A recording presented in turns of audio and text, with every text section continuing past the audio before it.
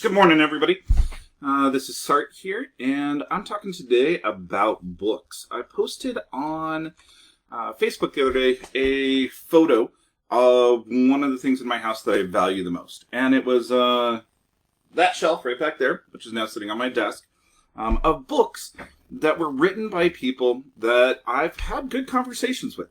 Some of them I worked with, some of them I worked for, some of them were people that I just showed up at their office and was like, hey, how's it going? Want to go to lunch? I am the type of person that doesn't really understand, I can't think of the right word here. I don't understand, like, cult of personality or being famous or anything like that. People are people, and I figure that if you treat them with respect and you treat them nicely, you can pretty much talk to anybody. Now, most of the people here, or most of these books, are academic and deal with either copyright or digital rights. I spent many, many years where that was pretty much my entire life. From the last year of undergrad, or last 2 years of undergrad, where I worked on intellectual property and human rights over at University of Washington, to the year that I took off before law school, to all 3 years through law school, to my fellowship out in public knowledge in DC as a Google Public Policy Fellow, I pretty much just lived copyright and some digital privacy. So many of these authors are going to be in that area. First one I have, though, is Laughing at the CIO, Chief Information Officer Bob Boiko's book. I had met Bob through the information school. I teach there occasionally.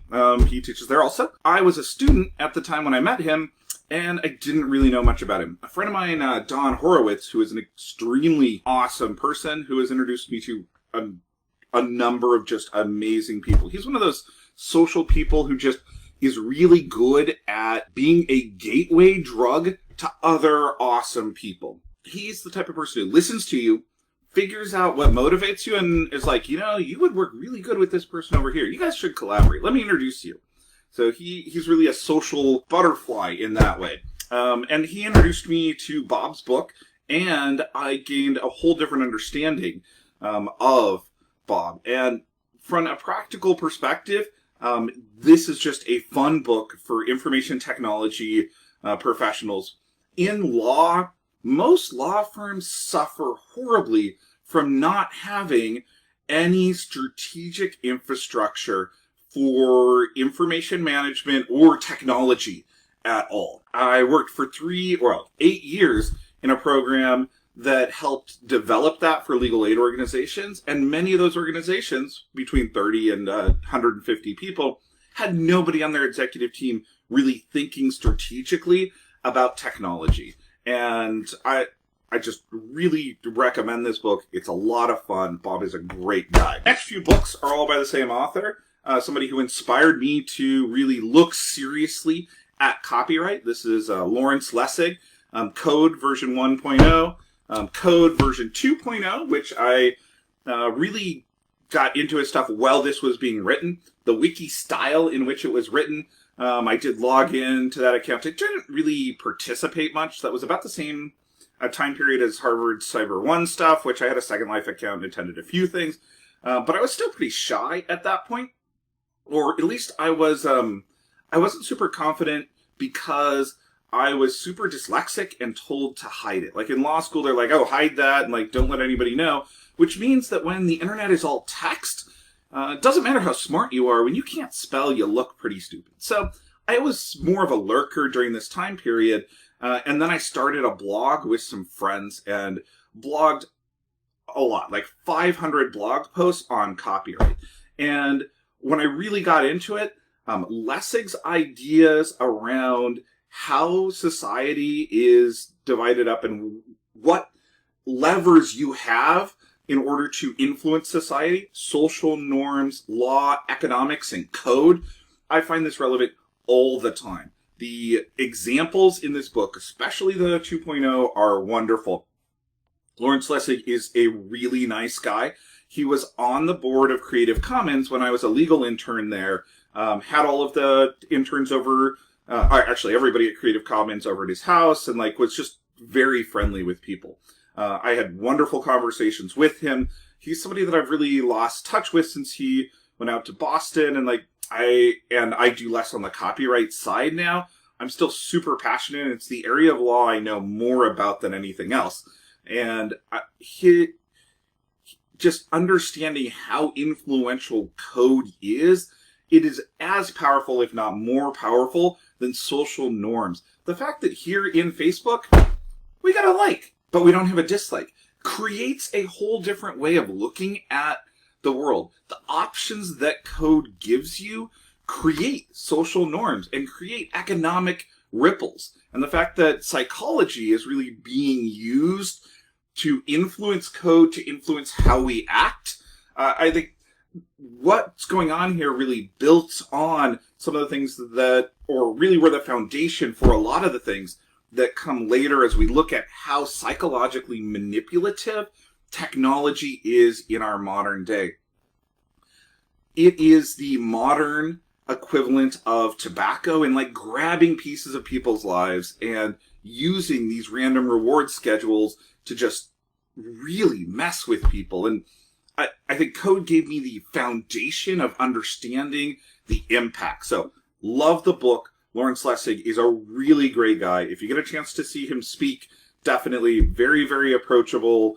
And a lot of the people, I have several books by him. Remix is great. In fact, remix culture, like this is where my music love is. This is where copyright is for me. Like, I've done a bunch of pro bono work with people and dealing with takedowns in YouTube and helping out small artists. I mean, the need is giant. Copyright is so unwieldy. People need help with it. Actually, the law needs to be rewritten. If it's going to apply to everybody, it needs to be plain language and readable. But yeah, Lessig is awesome. The next one here, another person that I met through Creative Commons, and and this is Jamie Boyle. This is Bound by Law. This is the absolute best legal textbook I have ever read. It is a comic book. This is how we should teach the law. Pictures, examples. It's beautiful. When I used to travel around to conventions, I would just buy a case of these and give them out with a card to the copyright-related nonprofit that I had at the time called Freedom for IP. This was the best advertising that I ever had. Like, just giving these away taught people so much. Jamie Boyle is wonderful. The legal analysis in here is extremely good. Yes, Steve, I will definitely drop a list of all of these books into the produced YouTube video version of this, and later. The picture of all of these books is also over on my Facebook wall because I took a picture of it earlier. Public Domain, another wonderful book, Jamie Boyle. This is more on the academic side. This had a bunch of other collaborators. If you're going to read either one, Bound by Law, it's free. It's under a Creative Commons license. And another person that I just met through Creative Commons, went to some cool events with, and just brilliant guy. Great conversations out there. Next one, I'm gonna take a break for a second on the more serious side. I actually know a bunch of pagan authors also, but this is really the only one that is super out there. Many of them, I take that back. I know one other that's very out there. But this is Bloody Mary. She runs graveyard tours in New Orleans. My high priestess here back when I was in a Brit Trad Guard traditional coven here in Seattle, that's a whole nother story. I actually don't talk about that much. But it's one of the most influential things in my life because the coven that I was part of required you to read like 2 to 3 books a month on everything from like pagan history to tarot and several of the different authors we got to run into. When I traveled from Seattle to New Orleans the very first time, a friend of my high priestess ran a tour company out there, and at the time it didn't have a location. It just, you met with her and you wandered around the French Quarter, which was fun. But what was even more fun is she would take you out in her car and wander around the graveyard district. And Bloody Mary is someone who is just so much fun to hang out with because her stories are incredible. I mean, she has a wealth of knowledge and she is a wonderful storyteller. I just so happy that I met her through my old high priestess, and just had a very different experience in New Orleans, because like having that inside introduction to somebody who knows the city. We went out, we talked about chess, we hung out in bars afterwards, and just had a great conversation about the city. Like, really, really love it. So a bunch of, I know a lot of intellectual property professors. It's part of teaching occasionally. A bunch of the authors on intellectual property stories I have met, and they're just really good people. The two that kind of jump out at me right away here is Jessica Littman and Pamela Samuelson, both of which just brilliant authors, really bright academics. And what I also really like about this particular book, it was suggested to me when I was in law school from my mentor, Maggie Chan, and it really gives the background behind the cases. When you're in law school, most schools just give you the case, and you better read every single sentence and every single comment, understand what's going on in the case. But you actually don't understand the social, the political, what's going on, the story, who the people are. This gives you the backstory. If you really want to learn about intellectual property and how we got to the really monopolistic system that is so complicated that we have, and that background, this is the book for you. And several of the authors here are just wonderfully nice, brilliant, smart people. Okay, this next one, Wealth of Networks, one of the most influential books I have ever read on my life. Yochai Benkler, met him through some events out in the Boston area. So while I was going to school, law school, I did everything I could to get to San Francisco to meet people at Electronic Frontier Foundation, Creative Commons. I ended up working at Creative Commons. I've got a bunch of friends over at EFF. But also out to Boston.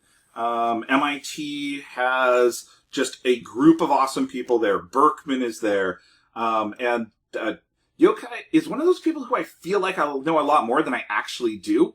I've met him, I've talked to him, I've had a conversation or two, but my roommate from living in San Francisco was his research assistant at Berkman, and we would do like these 45-minute walks every day to and from Creative Commons, and we would talk a lot. And the insight that I got from Tim was just incredible. Really, really good guy. I'm not sure if Tim has written a book yet. I know he does like an AI research fund, I want to say now. I don't know. I should look up Tim. One of my favorite people to have ever lived with. So this is probably the most fiction-based, but it's all of the books that are here. And Cory Doctorow is just wonderfully smart. So I was running that intellectual property law nonprofit. It's actually a volunteer org. Like, we didn't pay anyone anything. We didn't even have a budget. We just had three of us who had a blog. And because we had a blog and nobody else had a blog, we kind of got invited to talk to foreign dignitaries and judges and stuff. During that time period, I just went down to San Francisco for a weekend and walked into Electronic Frontier Foundation. At the time, Electronic Frontier Foundation did not have like a security guard or a entrance that was locked down. Like, you could just walk in and say, "Hey, I'm here. I think you guys are cool. Could I see the place?" And they're like, "What do you mean we're cool?" Okay, you can look around. Why are you here and where are you from? After you talk to them for a little while and realize that you had the same interests, they would just hang out and talk to you. And then I ended up just going to lunch with a bunch of people that I didn't know at all. And Cory Doctorow was one of those people there at lunch. And had some interesting conversations at the time about the Digital Millennium Copyright Act. And just bouncing through different ideas and things that were going on in the time period. Cory was just one of the most fun people to talk to. Homeland is a wonderful book. It is a lot of fun to read, and it really deals with a lot of the surveillance culture stuff that we're seeing now as things are going on. And this, his ability to look into the future and see where technology is going and the potential issues with technology is just amazing. His fiction, just incredible. Like, definitely well worth checking out any of his stuff. I've also got content here by him. So like lots of these are on copyright. And my favorite book by him is Little Brother, which is the first book in the Homeland series, and it's incredible. A really, really good book.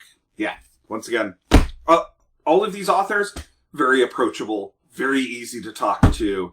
Run into them at a conference or something. Just have a wonderful conversation. The next one, this is actually a book of photography. Don't know if you guys can see it. I'll put some links in. Incredible photos of interesting people. And a lot of the people that are in this book, I've actually also met.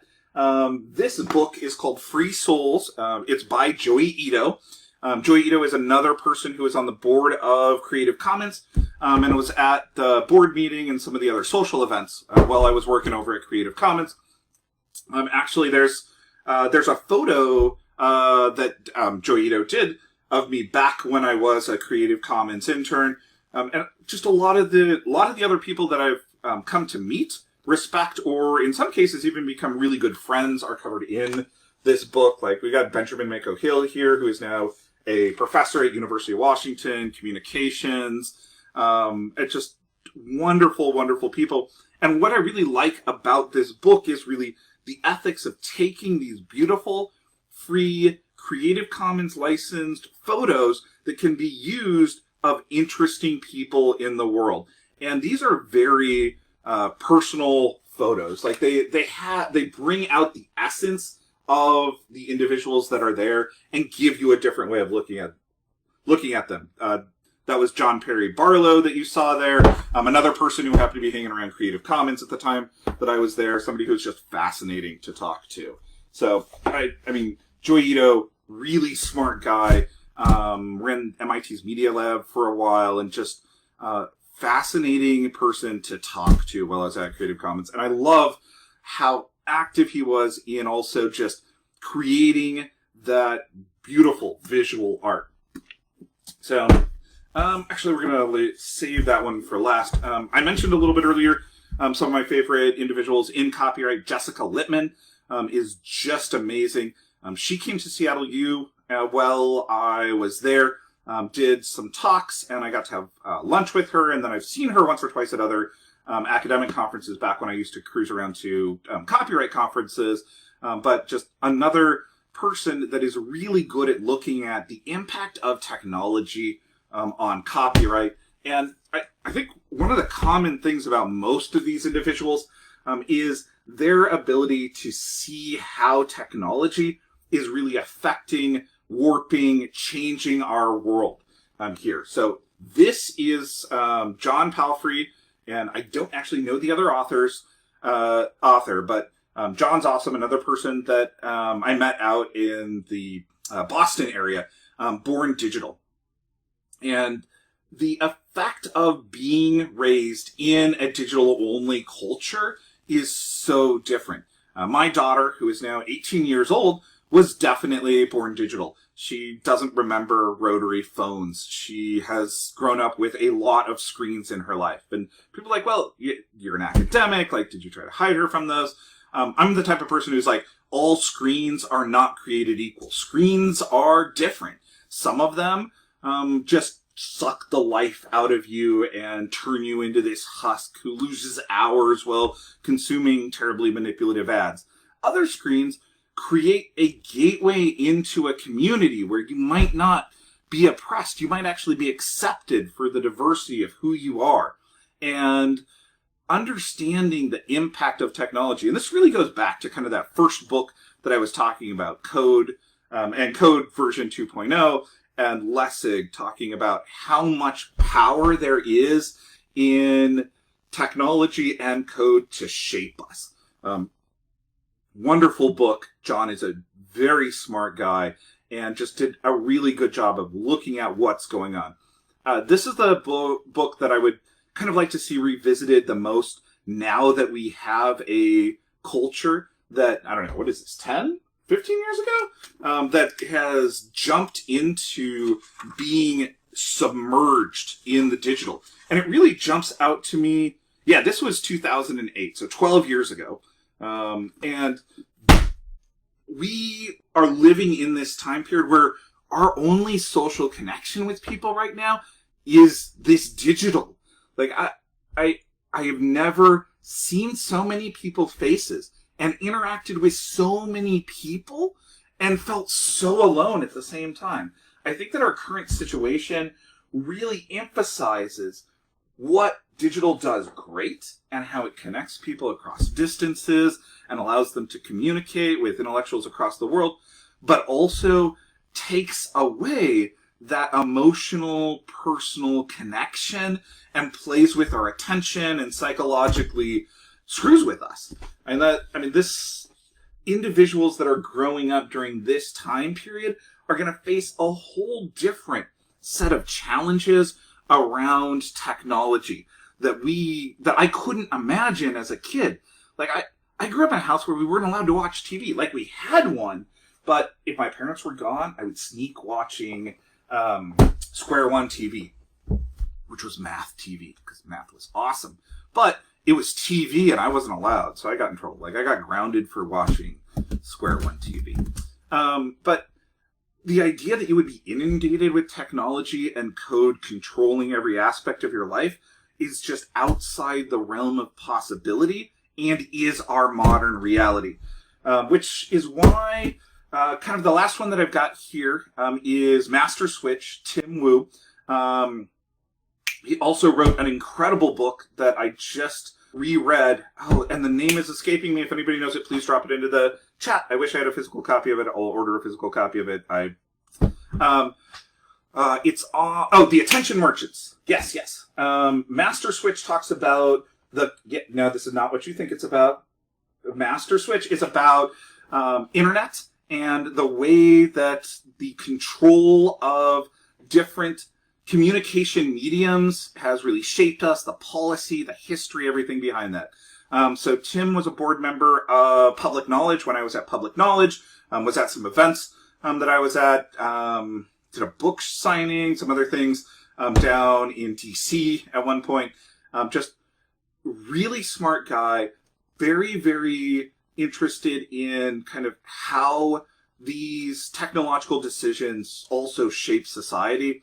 And between Master Switch and the way the internet and communications is looked at and Attention Merchants, it really builds on a lot of the other stuff that's here and shows how the politics and how the law interact with creating these awesome and powerful structures that are affecting us on a daily basis. So those are a list of books that I have personally had like real conversations with all of the authors. Every single one of them is somebody that I would be super happy to have just another 15-minute conversation with one-on-one about pretty much anything.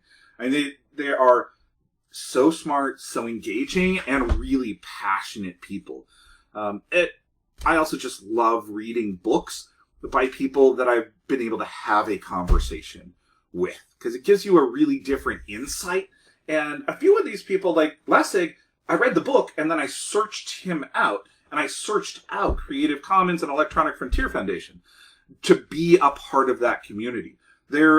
Like his ability to inspire what I would call a generation of kind of free culture students has had a lasting impact on how the internet is being looked at and hopefully even run. Because a lot of the people who have been inspired by Lessig, by Doctorow, by Wu, are now in positions where they're making strategic decisions about the technology that is out there. Now, most of us are too young to get elected to anything because you got to be like ancient, and the Supreme Court will never change. So we probably won't make it into the judiciary within my lifetime. But code and technology is really what is shaping the future here. And yeah, that's my takeaway from the wonderful people that I've met and the books that I've really been inspired. So if you've got a book that you really love where you personally know the author, please drop that into the comments, and I would love to hear your perspective on it. I may do another one of these at some point with regards to kind of neo-pagan authors also. Because as much as I know about copyright, I did spend about 10 years reading several books a week in that, or several books a month in that category also. And those are some wonderfully interesting, diverse, and crazy people also.